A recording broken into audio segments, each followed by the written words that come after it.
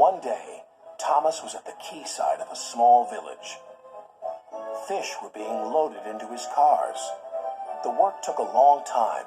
The fishermen were using old equipment, and Thomas was worried. I'm going to be late for Henry at the docks. He won't like this. Please hurry up. Thomas was rudely interrupted.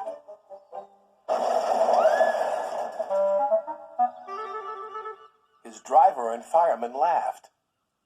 Phew, sniffed Thomas. What a pong! He was glad when they were speeding along the beautiful coastal run. Then they saw a man waving a red flag. What's the matter now? High tides are damaging the track, reported the man. I've marked the spot. We'll go and inspect, said the driver.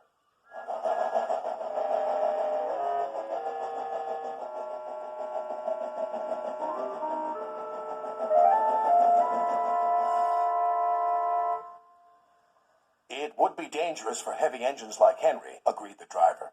But for Thomas, it's safe enough. The guard left a red oil lamp by the damaged track to warn engines. When we get to the docks, I'll tell them to close the line.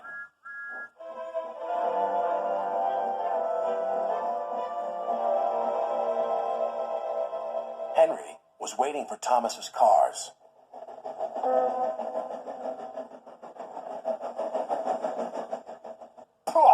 You're late. That smell is making me ill. It's the fish, replied Thomas, and there's danger on the rails. That's why we're late. Ha! You're the only danger on the rails, Thomas. Now stop wasting time and get your cars hitched to my train. Thomas's driver and fireman were in the yardmaster's office when they heard Henry's whistle. He was steaming out of the station with his long, heavy train called the Flying Kipper.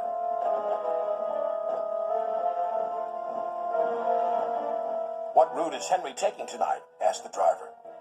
The coastal run, it's the quickest. But I told you, gasped the driver. That's dangerous for a big engine like Henry. The yardmaster quickly phoned the signalman. Henry roared past the signal box. I'll soon make up for lost time.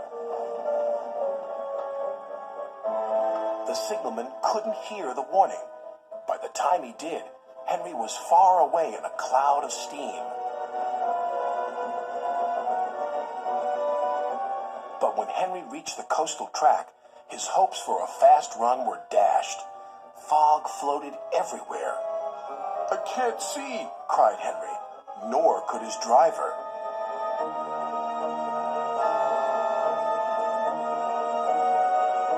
And when he could, it was too late.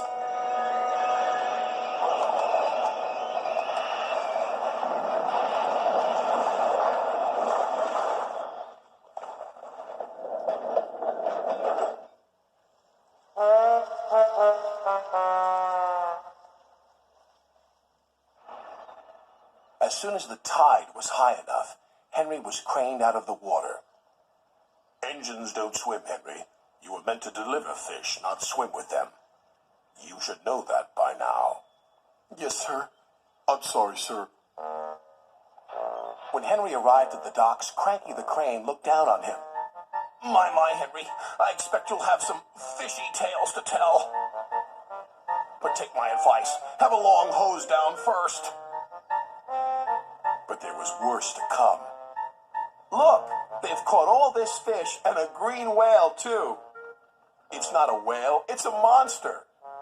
Henry was most upset. Thomas now felt sorry for Henry. Come on, your driver says it's time for a nice washdown. Then you'll feel much better. And Henry did. I'm sorry I was rude to you, Thomas. That's all right. But can you smell something? What? Fresh air. Oh, yes, replied Henry happily.